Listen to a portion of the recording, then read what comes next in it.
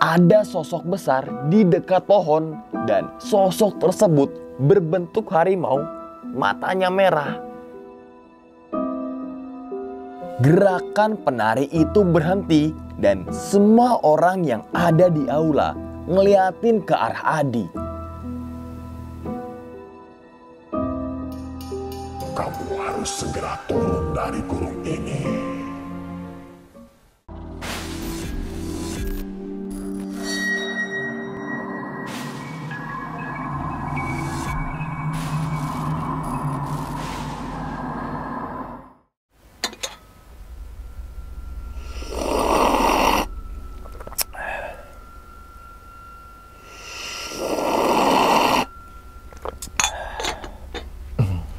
Mantap. Assalamualaikum warahmatullahi wabarakatuh.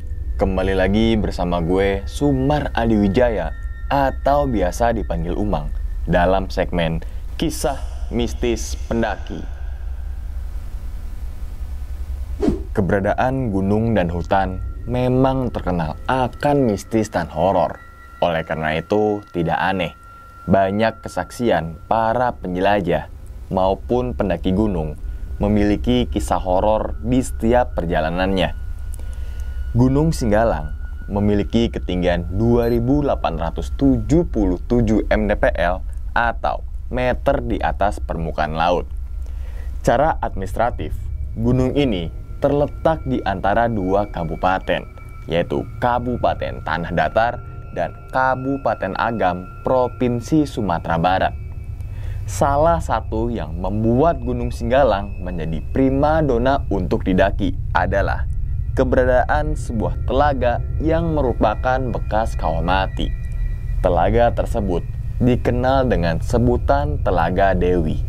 Konon pada zaman dulu di Gunung Singgalang ini merupakan awal mula adanya 7 manusia harimau yang kini menjadi legenda.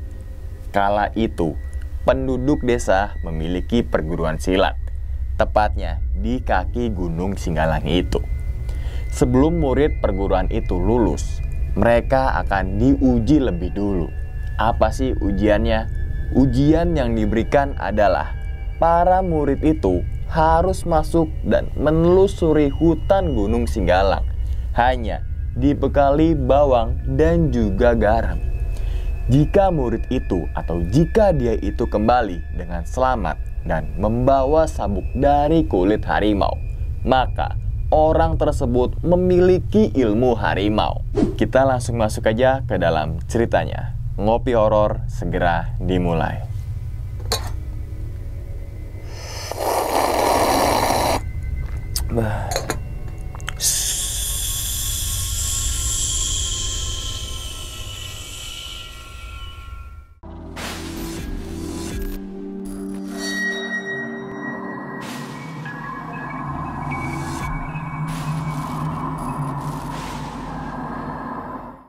Pada video kali ini atau pada kesempatan kali ini, gue akan membawakan cerita dari Adi ketika mendaki ke Gunung Singgalang pada tahun 2017. Siang itu, tepatnya bulan Februari, Adi ini sedikit suntuk karena di rumah terus. Dan rumah Adi ini berada di Kota Padang. Saat itu, mau ke tempat tongkrongan, itu juga bosan. Karena Adi bener-bener merasakan suntuk yang luar biasa. Akhirnya, Adi mutusin pergi ke kampungnya yang berada di Padang Panjang. Setibanya di kampung, Adi masih sedikit agak kurang nyaman. Karena di sana adalah rumah ibu tirinya. Akhirnya, Adi pergi lagi ke rumah keluarga ayahnya yang berada di daerah Koto Lawas. Di situ, suasananya tenang dan pemandangannya yang luar biasa indah. Hal ini dikarenakan dengan di belakang rumahnya itu adalah Gunung Marapi. Sedangkan di depan rumahnya itu adalah Gunung Singgalang dan juga Gunung Tandike. Karena diapit oleh 3 gunung tersebut, udara di sekitaran rumah ayahnya itu menjadi lembab dan sering terjadi hujan. Tapi Adi sangat merasa nyaman berada di rumah keluarga ayahnya. Di situ, Adi tinggal sendirian. Karena rumah itu kosong dan dipakai kalau ada yang pulang kampung dari Jakarta. Hari demi hari, Adi lewati dengan seorang diri. Dan ketika memasuki hari ketiga, Adi ini mulai bosan. Karena sinyal internetnya kurang bagus. Saat pagi hari, cuacanya itu sangatlah cerah. Akhirnya, Adi ini keluar rumah dan melihat Gunung Singgalang yang berdiri sangat gagah serta indah. Kemudian, pikiran Adi ini terbesit dengan keinginannya untuk mendaki ke Gunung Singgalang lagi. Karena Adi ini udah cukup lama gak naik Gunung Singgalang. Tekad Adi udah mulai bulat. Dan ia mencoba nelpon teman-temannya. Untuk apa sih? Ya untuk mengajak mendaki ke Gunung Singgalang itu. Tapi teman-temannya lagi sibuk dengan kegiatannya masing-masing. Karena itu adalah hari weekday atau hari biasa. Jadi ada yang kerja, kuliah, bantuin orang tua, dan lain-lain. Karena Adi lagi suntuk dan rindu dengan Gunung Singgalang. Akhirnya, ia putuskan untuk mendaki seorang diri atau solo hiking. Tepat di jam 12 siang, Adi langsung berangkat ke pos pendakian dengan menggunakan sepeda motor miliknya sendiri. Sesampainya di pos pendakian, Adi langsung parkirin motornya dan mengurus sebuah perizinan. Sebelum mulai pendakian, Adi berdoa terlebih dahulu untuk keselamatan selama perjalanan itu. Sebelum mulai mendaki, ada orang yang menyapa si Adi. Sendirian aja, Mas? Iya, Mas. Soalnya teman-teman gak ada yang bisa ikut. Kemudian, orang tersebut berpesan kepada Adi agar selalu berhati-hati selama pendakian nanti. Tepat di jam 1:30 siang, Adi mulai melangkahkan kakinya seorang diri. Dan di awal-awal perjalanan, langsung dihadapkan pada tanjakan yang sangat curam serta licin saat hujan. Tingkat kemiringannya berkisar 30 derajat. Dan kemudian, ia masuk ke daerah hutan pimping. Tumbuhan pimping ini semacam rerumputan dengan batang sebesar jempol dan agak lentur. Jadi, trek pendakiannya itu menutupi jalur layaknya sebuah lorong. Walaupun masih siang, tapi udah agak gelap karena rapatnya tumbuhan pimping itu. Saat di hutan pimping ini, Adi mendengar suara seperti geraman harimau.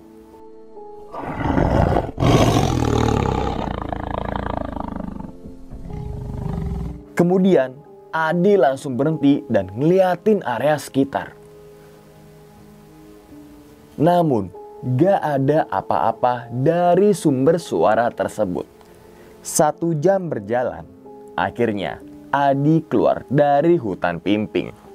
Saat itu tenaga Adi cukup terkuras karena jalur pendakiannya terus-terusan menanjak dan gak jarang ranselnya itu sering tersangkut di tumbuhan pimping itu. Singkat cerita, Adi telah sampai di mata air di dekat jembatan bambu kecil. Di sini, Adi memutuskan untuk istirahat dulu sambil bikin kopi dan ngerokok sebatang 2 batang. Suasana saat itu benar-benar tenang. Hanya terdengar suara burung dan suara air yang cukup deras. Setelah dirasa istirahat udah cukup, Adi melanjutkan perjalanannya lagi. Dan kondisi jalur Singgalang via Koto Baru ini memang tiada ampun. Sepanjang perjalanan, kita akan dihadapkan dengan jalur yang terus menanjak. Terkadang harus manjat di akar-akar pohon. Di tengah perjalanan, Adi ini ngelihat seorang laki-laki yang lagi duduk di pinggir jalur. Kondisi ia duduk itu, areanya cukup datar. Dan orang tersebut hanya duduk sambil nundukin kepalanya ke tanah. Jarak antara Adi dan orang tersebut sekitar 10 meter dan terpisah dengan tanjakan yang lumayan curam. Saat itu Adi nggak ada pikiran yang aneh-aneh. Justru Adi ini malah senang karena ada teman untuk ngobrol dan juga ngopi. Setelah sampai di atas tanjakan, Adi ini kaget karena orang tersebut tiba-tiba nggak ada. Kemudian Adi sempat manggil-manggil dan mencari orang tersebut gitu kan. Dan namun tetap gak ketemu juga. Melihat hal itu, Adi gak mau mikir yang aneh-aneh. Mungkin itu cuma halusinasinya saja. Dan kemudian Adi terus melanjutkan perjalanan menuju pos berikutnya. Singkat cerita, di jam 4 sore sampailah Adi di pos mata air 2. Di sini berupa area datar yang cukup luas dan bisa menampung sekitar 10 tenda saja. Di pos mata air 2 ini, Adi ngambil air untuk perbekalan selama pendakian. Setelah itu, ia istirahat dan menunaikan ibadah sholat asar. Dan tepat di jam 5 sore, Adi melanjutkan perjalanan menuju pos berikutnya. Dari sini, keanehan dimulai. Di awal perjalanan setelah istirahat itu, pendakiannya itu masih lancar. Walaupun treknya masih curam dan tanpa ampun. Sudah 1 jam lamanya, Adi ini dari pos mata air 2. Akhirnya, Adi berhenti untuk ngambil headlamp yang ada di ransel karena hari sudah semakin gelap. Ketika Adi ini lagi ngambil headlamp, tiba-tiba ada burung di atas ranselnya. Saat itu Adi sempat kaget karena kok bisa-bisanya burung itu berani dekat dengan manusia. Kondisi burung tersebut hanya diam saja sambil ngeliatin ke arah Adi dengan tatapan yang gak berubah. Dan sekitar 2 menit, burung ini terbang entah kemana arahnya. Setelah headlamp udah ia gunakan, Adi melanjutkan perjalanan menuju pos berikutnya.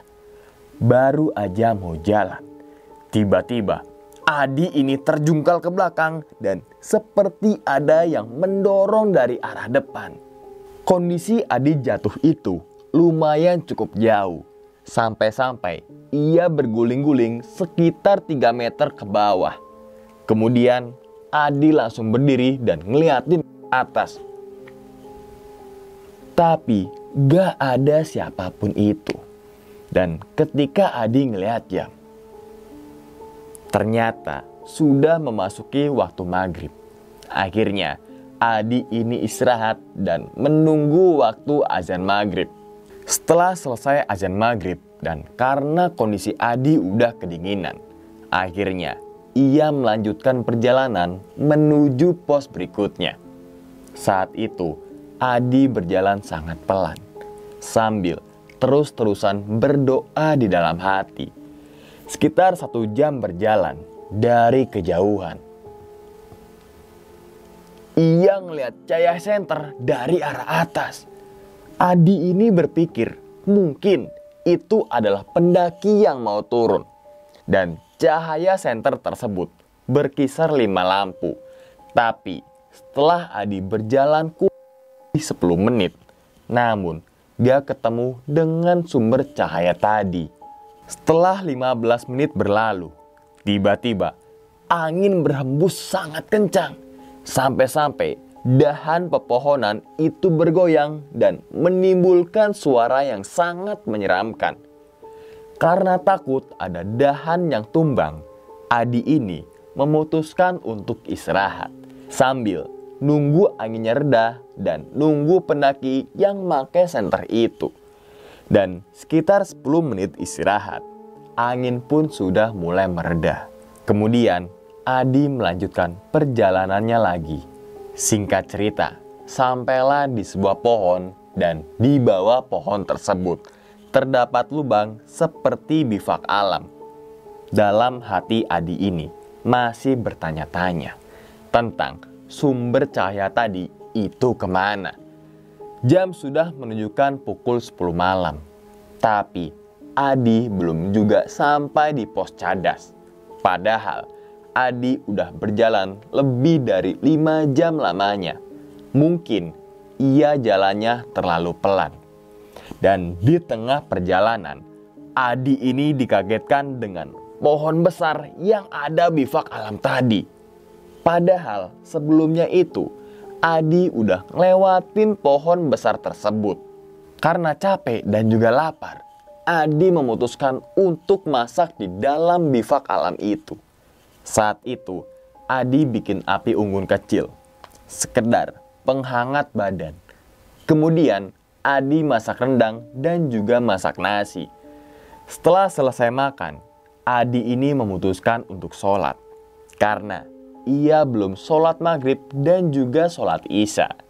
Dan setelah Adi ini selesai sholat, ia membaca surat Al-Fatihah sebanyak 7 kali, surat Al-Ikhlas sebanyak 7 kali, dan surat An-Nas sebanyak 7 kali. Kemudian Adi ini packing perlengkapannya dan lanjut berjalan lagi. 30 menit berjalan, Adi melewati sebuah pohon besar dan tiba-tiba ia diserang oleh lebah yang keluar dari bawah pohon. Saat itu Adi langsung lari turun lagi, dan namun naas lengan kanan Adi menjadi korbannya. Rasanya itu panas, perih, dan juga agak bengkak. Kemudian ia istirahat dan mengambil P3K di dalam ranselnya. Lalu ia mengoleskan salep bioplasenton dan dibalut dengan kain kasa. Saat itu Adi sempat berpikir untuk turun lagi ke arah mata air 2 dan akan ngecamp di sana. Kemudian lanjut besok pagi untuk menuju ke Telaga Dewi. Tapi tiba-tiba Adi ditegur sama orang, dan ternyata orang tersebut yang negor itu pas Adi masih di bawah. Kenapa mas? Itu tangan digigit lebah ya? Kok tahu pak? Iya, emang banyak pendaki yang digigit lebah kalau lewat pohon itu mas. Terus kalau mau lanjut gimana caranya pak? Ada jalur baru, agak melipir sedikit ke kiri. Tapi hati-hati, jangan sampai salah jalan. Kemudian Adi mengarahkan senternya yang ditunjuk oleh bapak-bapak itu. Dan ternyata memang benar, ada jalur pendakian dan kelihatan pohon kecil-kecil yang baru saja ditebas. Bapak mau ke Telaga Dewi juga? Tidak, saya cuma mau cari burung. Kemudian mereka berdua pun berpisah. Bapak-bapak tersebut berjalan ke arah hutan dan menghilang begitu saja di kegelapan malam. Tanpa pikir panjang, Adi lanjut jalan lagi lewatin jalur yang dibilang sama orang tadi. Akhirnya Adi bisa lolos dari para lebah itu. Saat itu waktu sudah menunjukkan di jam 12 malam. Dan selama perjalanan ini Adi semakin heran karena belum sampai-sampai juga. Dengan tubuh yang udah capek dan tenaga yang udah terkuras, Adi hanya bisa pasrah sambil terus berzikir dalam hati. Adi ini terus-terusan berpikir positif karena Adi masih bisa melihat kabel listrik yang terbentang dari puncak Singgalang sampai pos pesanggerahan. Adi yakin kalau ia nggak salah jalur. Langkah Adi saat itu semakin pelan dan pandangannya terus ia sorot ke arah bawah jalur. Dan ketika Adi ngeliat ke arah depan, ada sosok besar di dekat pohon dan sosok tersebut berbentuk harimau, matanya merah dan gigi taringnya bersinar terkena cahaya bulan. Seketika Adi langsung panik dan mengucapkan dalam hati, "Mati gue nih, mati di sini gue nih, mati ini." Namun sosok tersebut hanya berdiri diam sambil terdengar suara geraman dari dalam mulutnya.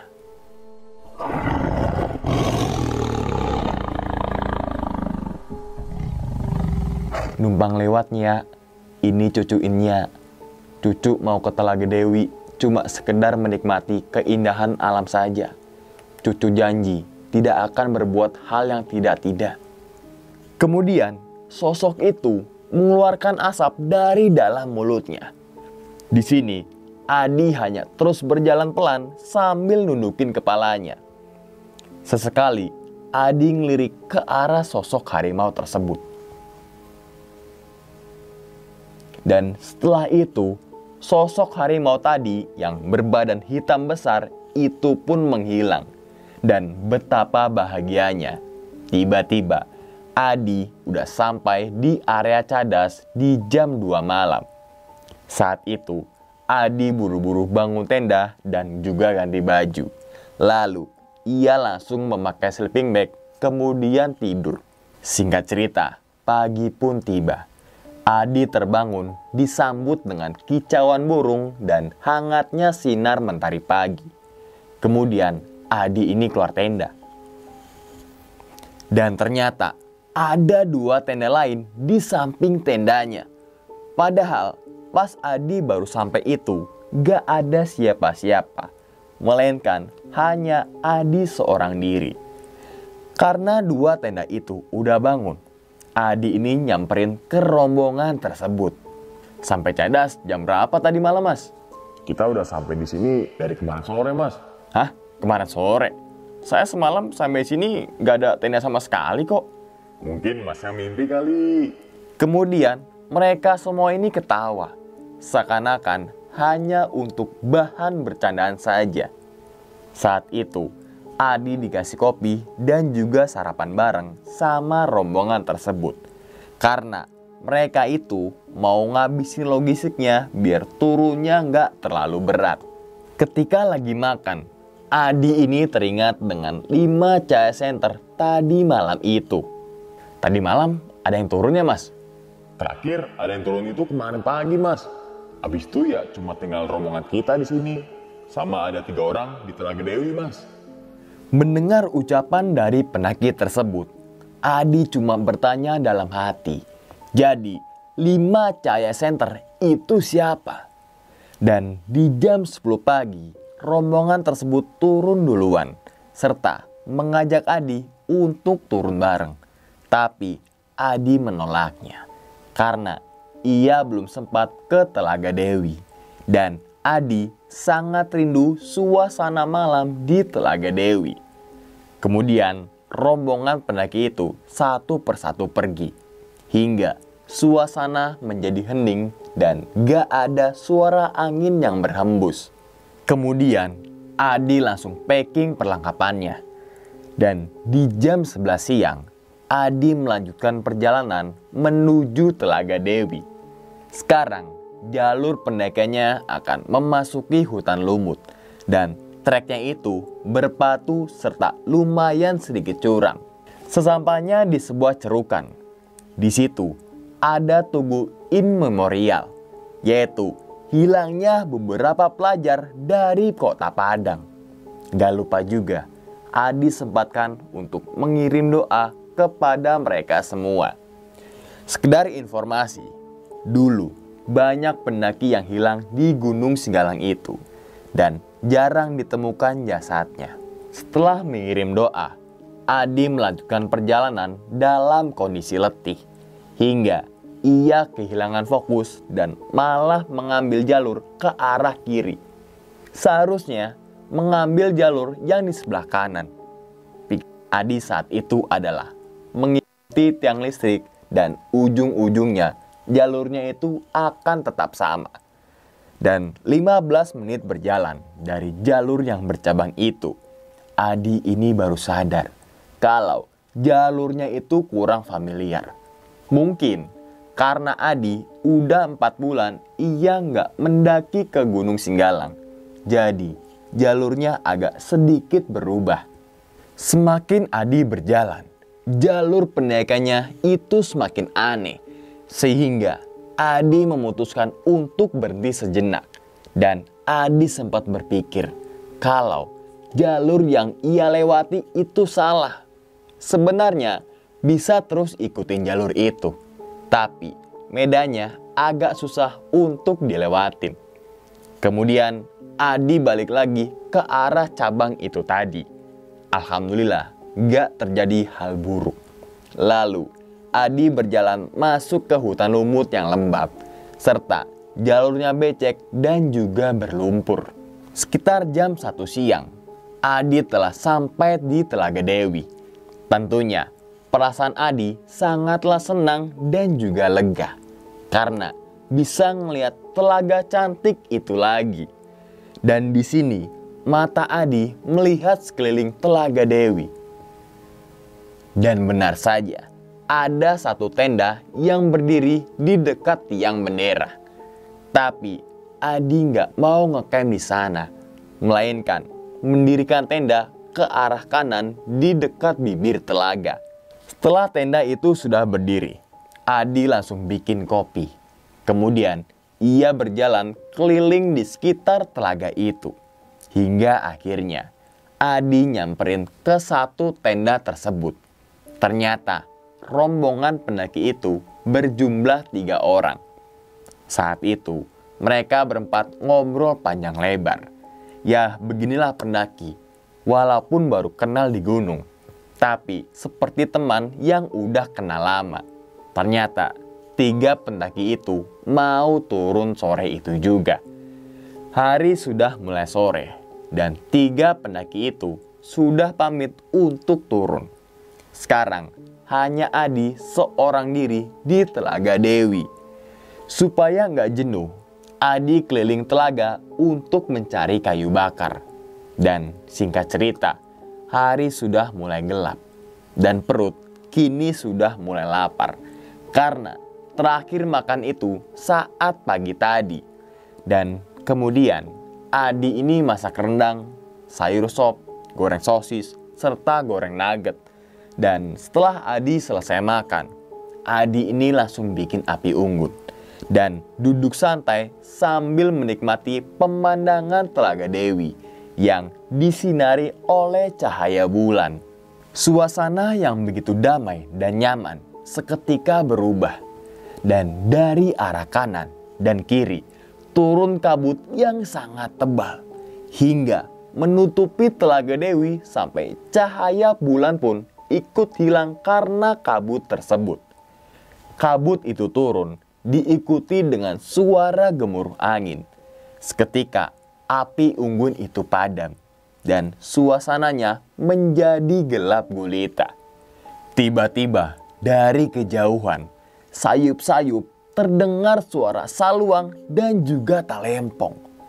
Alunan suara tersebut terdengar sangatlah jelas dan seperti musik gasing tengkorak, yaitu salah satu sihir hitam pelet di Sumatera Barat. Yang tadi suasananya tenang, kini menjadi mencekam. Dan gak lama setelah itu, terdengar suara ketawa di sekeliling tenda. Dan tanpa pikir panjang, Adi langsung lari masuk ke dalam tenda. Dan ketika Adi masuk ke dalam tenda, seakan-akan masuk ke dalam aula besar dan langit-langitnya itu sangat tinggi. Dan ternyata banyak orang berkumpul di dalam aula tersebut karena lagi ada pertunjukan randai. Suasana saat itu sangatlah ramai dan orang-orang yang nonton pertunjukan itu hanya diam serta fokus mengikuti alur cerita. Adi yang masih bingung, tiba-tiba ada orang yang nepuk pundaknya. Kenapa kamu di sini? Spontan, Adi langsung ngeliat ke arah orang tersebut. Ternyata dia adalah bapak-bapak yang Adi temui di bawah ketika digigit oleh lebah. Saat itu, Adi sedikit merasa tenang karena Adi bertemu dengan orang yang familiar. Gak tahu pak, tadi saya lagi di luar tenda, duduk dan dekat api unggun. Terus tiba-tiba turun kabut dan terdengar suara musik saluang serta talempong pak.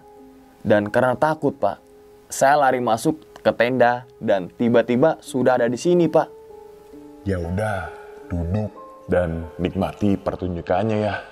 Saat itu, Adi duduk sambil ngeliatin pertunjukan Randai. Dan tiba-tiba, gerakan penari itu berhenti dan semua orang yang ada di aula ngeliatin ke arah Adi. Lalu, ada seorang wanita berjalan deketin Adi. Wanita tersebut berkisar umur 30 tahun dengan memakai pakaian adat baju kurung khas Sumatera Barat. Kemudian ia berdiri di depan Adi dan menjulurkan tangannya. Kamu berdiri, lalu ikut saya. Lantas Adi langsung berdiri dan megang tangan wanita itu. Dan di saat bersamaan, bapak-bapak yang tadi juga itu ikutan berdiri, tapi memperlihatkan mukanya yang sangat marah. Kemudian berubah wujud menjadi sosok harimau hitam yang Adi temuin di jalur pendakian tadi. Sosok harimau itu meraung sangat keras, sampai-sampai orang-orang berhamburan lari keluar aula. Adi yang shock dengan kejadian itu hanya bisa berdiri mematung. Kemudian sosok wanita tadi mengeluarkan suara keras seperti berteriak. Teriakannya itu sangatlah keras dan sampai telinga terasa sakit. Dan di saat bersamaan, tiba-tiba Adi ini mental karena terdorong oleh angin hasil benturan sosok harimau dan wanita tadi. Ketika Adi mental itu, badannya terasa sakit semua. Tapi mata Adi terus tertuju ke mereka berdua yang lagi berkelahi. Dan sekarang wanita itu berubah menjadi manusia setengah ular. Dalam kondisi seperti itu, Adi masih sempat berpikir, mungkin itu semua cuma mimpi. Dan karena Adi gak percaya, Adi sempat menggigit bibirnya sampai sedikit berdarah. Dan sadar kalau itu bukanlah mimpi, melainkan nyata. Pertarungan antar dua makhluk itu berlangsung sangat sengit. Sampai-sampai atap aula itu roboh sedikit demi sedikit. Dan orang-orang yang tadinya ramai kini menjadi sangat sepi. Hanya tinggal Adi dan dua makhluk gaib tersebut. Selang beberapa lama, akhirnya sosok manusia setengah ular itu pun terpental jauh. Dan sosok harimau itu berlari ke arah Adi. Kemudian langsung menyambar badan Adi yang dari tadi dia membeku. Saat itu Adi pegangan ke badan sosok harimau tersebut. Seketika Adi udah sampai di pinggir Telaga Dewi lagi. Setelah sampai di Telaga Dewi, sosok harimau itu berubah wujud menjadi manusia lagi. Kamu harus segera turun dari gurun ini. Lalu sosok bapak-bapak itu menghilang disertai suara auman yang sangat keras. Ternyata pada malam itu sudah hampir subuh. Padahal dari Adi masuk ke dalam tenda itu sekitar jam 9 malam. Dan tanpa pinggir panjang, Adi langsung packing semua peralatannya dan bergegas turun saat itu juga. Sepanjang perjalanan turun, suasana sangatlah mencekam. Berkali-kali Adi diperlihatkan oleh sosok makhluk halus. Ada yang sengaja naruh kakinya di jalur, ada yang berlompatan dari pohon ke pohon, ada tangannya yang berusaha narik badannya Adi, dan lain-lain. Tapi Adi nggak peduli dan terus berlari turun. Singkat cerita, sampailah Adi di hutan pimping. Di sini Adi terjatuh dan kakinya diseret oleh tanaman pimping. Tapi tiba-tiba terlepas sendiri karena ada suara auman harimau yang sangat keras dan juga bergema. Setelah itu, Adi langsung berdiri dan bergegas untuk turun. Dan sesampainya di pos pesanggerahan, terdengar suara azan dari bawah pemukiman warga. Dan Adi pun merasa lega dan bersyukur bisa selamat dari kejadian aneh tadi. Setelah itu, Adi langsung ngambil motor dan pergi dari daerah tersebut. Dan sesampainya di rumah, Adi langsung mandi pakai air panas. Alhamdulillah, Adi pulang dalam kondisi sehat walafiat. Nah, itu teman-teman semua cerita dari Adi ketika melakukan pendakian ke Gunung Singgalang pada tahun 2017. Apa sih hikmah yang bisa kita ambil nih? Bahwasanya kita tidak boleh mendaki seorang diri atau solo hiking. Apapun itu alasan kita, misalkan kita udah tahu nih jalur-jalur seperti ini, kita udah berkali-kali naik gunung ini, tapi sesuai dengan SOP yang berlaku, bahwasanya minimal naik gunung itu 3 orang. Karena kenapa sih 3 orang? Karena misalkan yang satu sakit, yang satu itu jagain temennya, dan yang satu lagi meminta pertolongan. Dan ingat, cerita dari Adi bukan untuk menakut-takuti teman-teman semua ketika mendaki ke Gunung Singgalang ataupun ke gunung manapun. Tapi ambillah sisi positifnya dan buang sisi buruknya.